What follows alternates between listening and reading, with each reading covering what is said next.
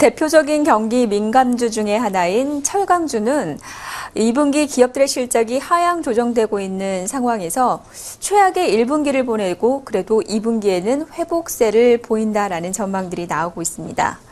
중국과 유로의 중앙은행들이 경기 부양을 위한 금리 인하를 단행하면서 하반기에는 중국의 긴축 완화와 더불어 철강제 수요가 조금씩 개선될 것이라는 전망이 나오고 있는데요.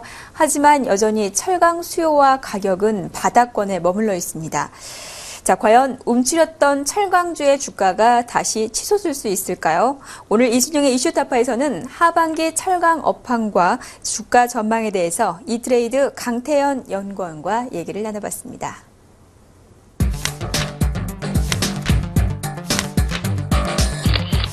업황에 대해서 얘기를 나눠보고 있는데요. 예.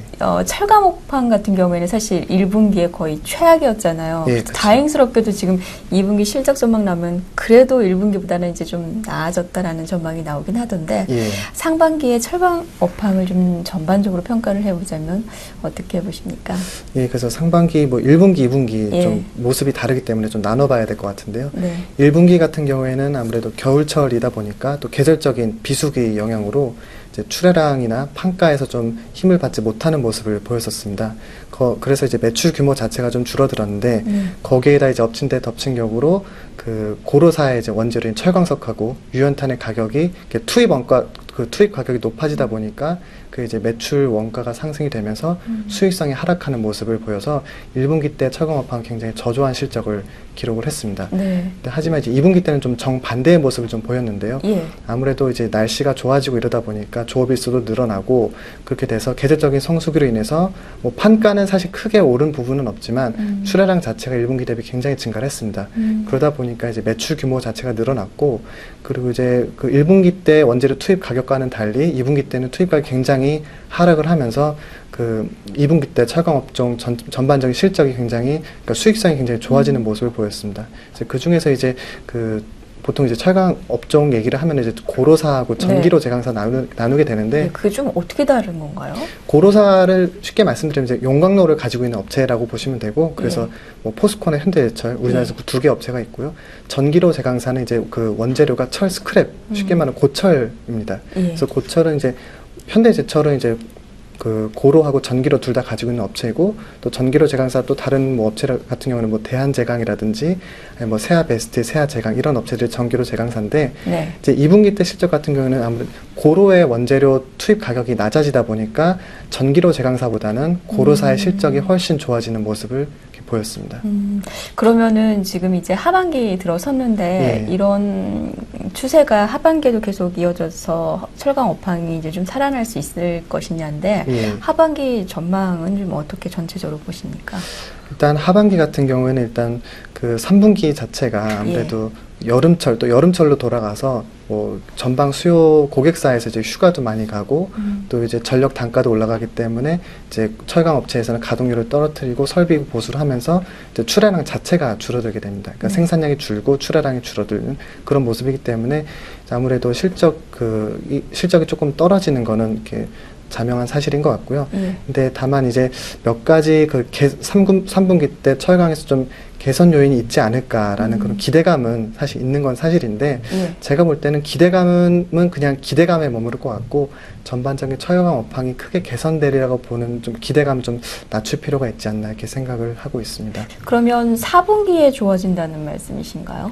아무래도 그 3분기보다는 4분기가 조금 더 나아지는 모습일 텐데 사실 4분기 때 좀 기대할 그 실적이 좀 개선될 거다 기대하는 것도 사실 전제가 중국에서 경기 부양책을 얼마나 하냐 안 하냐 이거에 따른 건데 지금 현재 볼 때는 중국에서 뭐 경기 부양책이 과거와 같이 그렇게 크게 할 것 같지는 않습니다. 물론 이제 6월 7일 날 때 중국에서 그 대출금리를 25bp 인하한 바가 있고 뭐 지난주 그 7월 5일에도 31bp 인하한 바가 있어가지고 그거로 인해서 그 어떤 중국에서 경기 부양책에 대한 기대감이 있는 건 사실인데 사실 그 과거 추이를 보면 그거 그 두 번의 그 대출금 인하 가지고는 사실 철강 가격 반등하기는 좀 어려울 것 같고요. 그리고 여전히 그 과거와는 달리, 그러니까 특히 이제 2008년하고 비교를 하게 되는데 그 당시와는 달리 그때는 이제 그 글로벌 재정 위기라는 문제도 있었지만 사실 그 당시에는 공급 과잉이라는 문제는 사실 없었습니다. 근데 올해 같은 경우에는 그 글로벌 재정 위기라는 문제도 있고 거기에 더해서 그 공급 과잉이라는 문제도 여전히 있기 때문에 그게 먼저 해결되지 않는 한 철강이 과거 같은 회복은 좀 어렵다 이렇게 좀 전망을 하고 있습니다. 그래서 하반기 전반적으로는 물론 상반기보다는 나아지는 모습이겠지만 그 기대감을 좀 낮출 필요는 있다 이렇게 정리를 할 수 있을 것 같습니다. 그럼 이 그 사이클을 이렇게 그려보자면 1분기 때 정말 안 좋았다가 2분기 때 좀 나아지고 3분기, 4분기는 이렇게 3분기 때 살짝 꺾이는 모습, 비수기 영향 때문에 살짝 꺾였다가 4분기 때 다시 조금 반등을 하는 모습을 보일 것 같지만 근데 분기별로 보면 그렇겠지만 이제 작년과 비교했을 때는 여전히 좀 저조한 실적이 될 것 같다 이렇게 생각하고 있습니다. 철강업황 같은 경우에는 그럼 언제가 가장 성수기인가요? 철강업황 같은 경우는 보통 2분기가 제일 성수기라고 얘기를 하고 있고요. 그리고 3분기가 이제 여름철이 끝나는 보통 9월, 10월 이때가 이제 성수기라고 얘기를 하고 있습니다. 과연 이제 사실 하반기 철강 업황의 변수는 수익성 개선이 얼마나 지속될 것인가 지금 얘기해 주셨지만 원재료 가격의 하락 이런 것들이 수익성 개선을 이끌어오지 않았나 싶은데 그러면은 그 원재료 가격 뭐 철광석이라던가 원료탄 가격 같은 경우에 지금 전망이 어떻게 되고 있습니까? 지금 뭐 철광석 유연탄 이제 고로제 원재료 가격 같은 경우는 3분기에도 여전히 좀 약세를 보일 것 같습니다. 왜냐하면은 이제 그 투입 가격, 보통 이제 투입 가격을 보게 되는데요. 투입 가격이 결정되는 거는 보통 한 5개월에서 6개월 전 가격을 보고 결정을 하게 됩니다. 근데 그게 지금 현재 철광석하고 유연탄 가격 흐름을 보면은 최근에 여전히 약세를 보였기 때문에 3분기에도 좀 투입 가격이 낮아질 거로 예상을 하고 있어서 그 원재료 가격은 조금 낮아질 거로 일단은 보고 있습니다. 하지만 이제 스팟 가격으로 보게 된다면은 물론 여전히 좀 약세를 보이긴 하겠지만 어쨌든 중국에서의 어떤 철강 수요도 회복을 어느 정도 기대를 하고 있어서 그 기대감으로 소폭 상승해서 현재 지금 철광석 같은 경우는 톤당 140불 정도로 거래가 되고 있는데 그래서 한 연말까지 한 150불 정도까지는 상승하지 않을까 이렇게 보고 있습니다. 그 철광석 가격 같은 경우에는 하향 안정화되는 동안에 철 스크랩 가격은 그렇지가 않았었잖아요. 이제 그렇죠. 고평가 수준이라서 이제 아까 얘기해 주신 대로 1, 2분기 때 2분기에 좋아졌던 업체들은 고로 관련 업체들이라고 얘기를 해주셨는데 그럼 철 스크랩 가격은 왜 떨어지지 않았고 그리고 지금 계속 또 그런 고평가 수준을 좀 유지하는 그렇게 좀 전망이 나오는 것인지 뭐 어떤가요? 일단 철 스크랩 같은 경우에는 보통 미국 가격을 많이 보게 되는데요. 미국이 생각보다 미국 경제 상황이 중국이 하락한 것보다는 그렇게 많이 하락을 하지 않았습니다. 그래서 철 스크랩 가격이 어느 정도 지지를 해주고 있는 것 같고요. 그리고 최근에 그 미국 경제 지표가 조금 돌아서는 모습을 좀 보였습니다. 그래서 뭐 철 스크랩이 많이 쓰는 건 주로 건설 쪽에 쓰이게 되는데 그래서 건축 지표를 보게 되면은 미국 지금 지표들이 굉장히 좀 좋은 모습을 보이고 있어서 하반기 때도 철 스크랩 가격은 지금 현재 낮은 수준에서보다는 조금 더 올라가는 모습을 볼 수 있을 것 같습니다. 지금 1분기에서 2분기까지 올라오는 추세가 계속 이 원료 가격 추이도 비슷하게 이루어진다고 보면 되겠네요. 그러시면 될 것 같습니다. 그러면은 뭐 일단 그 국내 철강업체 같은 경우에는 내수 가격도 상당히 중요하지 않습니까? 그렇죠. 과연 3분기에도 지금 내수 가격을 잘 유지할 수 있느냐 이런 게 이제 관심 사항인데 또 정부 측에서 사실 뭐 철강업체 가격 올린다 이러면 압력 들어가고요. 그렇죠. 또 이렇게 원료 가격이 뭐 오르면 올릴 수는 없고 거의 이러지도 못하고 저러지도 못하는 상황들인데 내수 쪽에는 어떻게 좀 전망하시는지요? 일단 뭐 결론부터 말씀드리면은 3분기 내수 가격은 좀 약세로, 그러니까 지금보다는 많이 빠지지 않겠지만 조금 빠지는 모양새를 보일 것 같고요.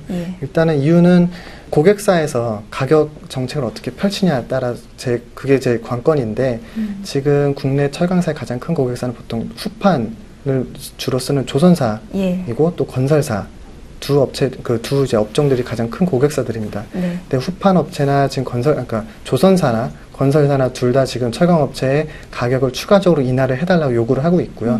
근데 철강사도 물론은 이제 최대한 가격 방어를 하려고 노력을 하고 있고 일부 어떤 그 후판 업체 같은 경우에는 지금 공급량을 줄이더라도 가격을 막겠다 이렇게 얘기는 하고 있지만 근데 그런 얘기가 나올 정도가 됐다는 거는 철강사가 이미 가격 협상 테이블에서 힘이 없다는 그 반증이 되거든요. 네. 그렇기 때문에 사실 철강사 입장에서는 가격 방어하기는 쉽지는 않을 것 같습니다. 더군다나 원재료도 어쨌든 지금 투입 가격이 낮은 상태이기 때문에 고객사 입장에서는 볼 때 철강사들이 가격 올릴 명분이 없다 이렇게 좀 볼 수도 있어서 3분기는 어쨌든 좀 내수 가격도 좀 저조한 그런 모습을 보일 것 같습니다. 지금 수요 자체는 아직은 회복되지 않은 건가요? 예, 수요 자체는 크게 회복되지 않은 모습입니다. 그럼 결국은 이제 가격적인 면을 앞으로 이제 투자자들 같은 경우에도 업황에 대해서는 그런 걸 좀 많이 봐야 되겠네요. 예, 맞습니다. 그러면은 그 비용 중에 하나 줄이는 것이 이제 또 철강업체들 같은 경우에는 전기요금 얘기가 많이 나오는데 그쵸. 한전이 지금 전기요금을 인상하려고 정부에 제출한 상태잖아요. 그래서 전기요금 인상 가능성이 높아지고 있는데 철강업체에 미치는 영향은 이제 구체적으로 좀 어느 정도나 됩니까? 이제 철강업체들이 전기를 이제 많이 쓰게 되는데요. 그거를 이제 고로사하고 전기로사하고 나눠볼 필요가 있을 것 같습니다. 그래서 왜냐하면 고로사 같은 경우에는 아까 말씀드린 용광로를 가지고 있는 업체고 그렇게 되면 거기에 들어가는 게 유연탄, 쉽게 말하면 석탄이 들어가게 되는데요. 그 용광로에 석탄을 투입하기 전에는 그 소결 과정이라 해서 석탄을 굽는 과정이 필요하게 됩니다. 거기서 보통 가스가 발생이 되는데 철강 고로사 같은 경우에는 그 가스를 다시 모아서 그 연료원으로 쓰게 됩니다. 그래서 그 말은 결국 자체 발전을 한다는 얘기거든요. 그렇기 때문에 전기를 그만큼 쓰지 않아도 된다는 얘기고, 그래서 고로사 같은 경우에는 전기료를 올리면 물론 영향은 있겠지만 전기료사가 받는 피해보다는 좀 적다, 상쇄할 수 있는 부분이 있다 이렇게 보시면 될 것 같고, 전기료 제강사 같은 경우는 아예 그런 공정이 없습니다. 철 스크랩을 그냥 용광로라고 표현하기보다 어떤 노에 넣어가지고 전기 저항을 이용해서 철 스크랩 녹이는 작용을 하게 되거든요. 그래서 거기에는 가스 발생이 전혀 되지 않고 전기료 제강사 같은 경우도 자체 발전 시스템이 없습니다. 그렇기 때문에 한전에서 뭐 10% 전력비를 올린다. 그럼 전기료 제강사는 그만큼 10%만큼 전력비가 추가로 더 든다 이렇게 쉽게 생각하시면 될 것 같습니다. 전체적으로 쭉 얘기 들어보면은 지금 철강업체들 중에서도 고로 쪽이 그나마 좀 낫다라고 볼 수 있겠네요. 이런 비용적인 측면에 있어서도요. 그렇죠, 맞습니다. 지금 철강업체들 같은 경우에 전반적으로 이제 수요가 둔화되다 보니까 구조조정에 들어가지 않았습니까? 중국 맞습니다. 같은 경우에도 그렇고 또 미국 4위 업체 파산 신청도 있고 동국제강도 공장 좀 폐쇄를 한다 이런 소식들도 막 나왔었는데 그런 구조조정이 미치는 영향들도 좀 궁금한데요. 어떤가요? 사실 구조조정이 미치는 그 영향은 좀 긍정적으로 보고 있고요. 일단 철강 업종의 가장 큰 문제가 이제 철강 내부의 공급 과잉 문제가 가장 큰 문제입니다. 어느 정도나 심각한 수준인 건가요? 그래서 지금 예전에 2007년 그 당시 같은 경우에는 수요가 생산 능력보다 더 많아서 국내 업체 같은 경우에는 이제 외국에서 수입을 해와서 쓰는 상황이었는데 지금 같은 경우에는 그 당시에 워낙 수요가 좋다, 그러니까 철강 업황이 좋다 보니까 철강사들이 계속 설비를 늘려서 지금은 설비 능력이 수요보다 훨씬 더 큰 상태가 됐습니다. 그래서 설비가 지금 쉽게 말하면 남아도는 그런 상태가 돼서 좀 심각한 수준인 것 같고요. 그래서 동국제강이 최근에 후판 1공장을 폐쇄한 이유도 이제 그런 후판이 공급 과잉이 가장 심한 품목 중에 하나이기 때문에 공장 폐쇄를 하면서 설비 능력을 좀 감소시킨 그런 역할이라고 볼 수는 있습니다. 이어서 후판에 대해서 좀 더 자세하게 말씀을 드리면은 사실 후판 동국제강이 폐쇄한 설비 능력이 100만 톤 정도 규모인데 사실 그렇게 보면 올해 연말까지는 100만 톤이 줄었다고 볼 수 있겠지만 내년에 현대제철이 3고로가 들어오면은 200만 톤이 추가로 후판 쪽으로 들어가게 됩니다. 그럼 결국 네트로 따지게 되면은 100만 톤이 추가로 더 증가하게 되는 구조거든요. 그렇기 때문에 후판 쪽은 여전히 좀 공급 과잉 이슈로부터 자유롭지는 않은 것 같습니다. 지금 업황 쪽 쭉 얘기 들어볼 때 반도체 업황도 그랬고 조선 업황도 그렇고 치킨 게임이 나오던데 철강 업황도 거기서 면치는 못하겠네요. 어느 정도 없다고는 할 수는 없습니다, 사실. 그래서 중국 업체들 같은 경우에 지금 계속 가격을 더 낮추려고 노력은 하고 있지만 사실 더 낮출 수 없는 거는 1분기 때, 그러니까 작년 올해 1분기 같은 경우에 적자를 냈기 때문에 예. 더 낮출 수 있는 여력은 없거든요. 그래서 만약에 지금 계속 이렇게 중국 업체들 저가로 그 한국이나 일본 업체들 공급을 하게 된다면은 네. 적자에서 벗어나기가 좀 힘들어서 아무래도 그런 상황이 언젠가는 끝날 수 있지 않을까 생각을 해서 결국에 그런 모습들은 이제 국내 업체들의 조금 유리한 상황으로 전개되지 않을까 이렇게 좀 생각을 해볼 수도 있을 것 같습니다. 그 중국 쪽에서 기준금리를 2번이나 인하했는데 예. 철강 업체들한테 실질적으로 좀 뭐 수혜가 있나요? 어떤가요? 그게 사실 뭐 없다고는 할 수 없지만 사실 2번 가지고는 글쎄 조금 힘들 것 같고요. 그래요? 왜냐하면 2008년의 경우에 예. 그때 이제 그 리만 사태 터지면서 글로벌 금융위기 있었을 때는 이제 9월 달에 처음 금리를 인하했습니다. 그 후로 중국 정부가 12월까지 총 5번 인하를 했거든요. 네네. 그 기간이 총 4개월, 한 4개월에서 5개월 정도 걸렸습니다. 그래서 그 후에 철강 가격이 최초로 빠진 후에 다시 반등하기까지 4, 5개월 정도 걸렸기 때문에 금리 인하로서 수혜를 보려고 한다면은 중국에서 추가적인 그런 경기 부양책을 더 내놔야 된다고 생각을 하고 있고요. 또 아까 말씀드린 그 당시에는 없었던 공급 과잉 문제가 현재는 있기 때문에 네. 그런 거 공급 과잉을 넘어설 수 있는 수요가 지금 발생하지 않는 한 이런 문제가 근본적인 문제가 해결되진 않을 것 같다 이렇게 보고 있습니다. 그러면 철강주 이제 좀 주가로 넘어가 볼게요. 예. 어떻습니까? 투자 매력이 하반기에 좀 있습니까? 물론 그 아까 말씀하신 중국 금리 때문에 예. 사실 주가는 그 투자 심리가 개선이 되면은 좀 그 반등하는 모습을 좀 보일 수는 있거든요. 실적보다는 조금 더 빨리 반응을 하기 때문에 그래서 지금 3분기 때 사실 중국에서 금리 인하를 더 할 수 있다는 가능성이 좀 많이 제기가 되고 있습니다. 그렇게 되면은 지금 주가 자체로는 일시적인 반등은 일어날 수는 있을 것 같습니다. 하지만 이제 중요한 건 이제 실적이 얼마나 받쳐주냐인데 사실 실적은 그렇게 뭐 좋게 낙관적으로만 보지는 않고 있고요. 그래서 뭐 단기적으로 주가를 접근할 때는 좋을 수는 있겠지만 장기적으로 볼 때는 조금 기대감을 낮출 필요가 있다 이렇게 보고 있습니다. 그래도 철강 업종 중에서 유망한 종목을 좀 꼽자면 어떤 종목을이라고 얘기를 하시겠어요? 예, 저 같은 경우는 이제 현대제철하고 고려아연을 꼽을 수가 있겠는데요. 그 꼽는 이유는 아까 말씀드린 이제 철강 내에서 문제는 공급 과잉, 구조적인 문제가 가장 큰데 그거를 그나마 좀 피해갈 수 있는 업체들은 이제 안정적인 수익 기반을 가지고 있냐, 또 과거나 또 현재나 미래에 그런 지속적인 이익 창출이 가능한 업체냐 이런 거를 이제 관심을 두고 찾아봐야 될 것 같은데 그런 면에서 현대제철이나 고려아연 둘 다 그런 범주 안에 들어갈 수 있는 것 같습니다. 현대제철은 뭐 잘 아시다시피 현대차 그룹 소속이기 때문에 현대차 기아차라는 그 캡티블 마켓을 가지고 있고요. 또 현대차 그룹의 현대건설도 있기 때문에 또 봉연광도 수요도 있고 그리고 범현대가로 이제 현대중공업도 꼽을 수 있기 때문에 그쪽으로 이제 후판 또 고객사도 어느 정도 확보하고 있다고 볼 수 있기 때문에 안정적인 수요 기반을 갖고 있다는 측면에서 현대제철이 좀 매력도가 높은 것 같습니다. 그리고 고려아연 같은 경우는 이제 항상 그 영업이익률이 보통 평균 18%, 19% 이렇게 나는 굉장히 높은 업체거든요. 그렇기 때문에 이런 안정적인 이익을 뭐 과거에도 그랬지만은 올해나 내년에도 그 정도는 충분히 할 수 있을 거로 전망이 되고 있어서 고려아연도 역시 투자 매력도가 높은 걸로 생각이 되고 있습니다. 포스코는 40만 원 밑까지 떨어져서 상당히 지금 싼 편인데 예. 그래도 최선호주는 되긴 힘든 건가요? 그 예전 같으면은 최선호주를 꼽을 수 있었겠지만 네. 말씀드린 이제 쉽게 말하면 팔 데가 있냐 없냐 이 측면에서 본다면 현대제철이 그런 면에서 조금 더 유리한 것 같아서 그런 측면에서 볼 때 현대제철이 좀 더 나아 보인 것 같습니다. 그래요. 네, 오늘 뭐 하반기 철강 업황에 대해서 아주 말씀 잘 들었습니다. 고맙습니다. 네, 감사합니다.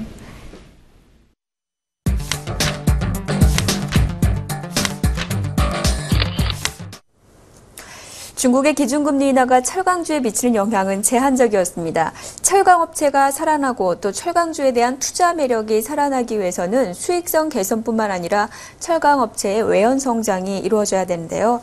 여전히 철강 산업은 안개 속을 걷고 있습니다. 이수중의 이슈타파는 여기서 인사드립니다. 시청해주신 여러분 고맙습니다.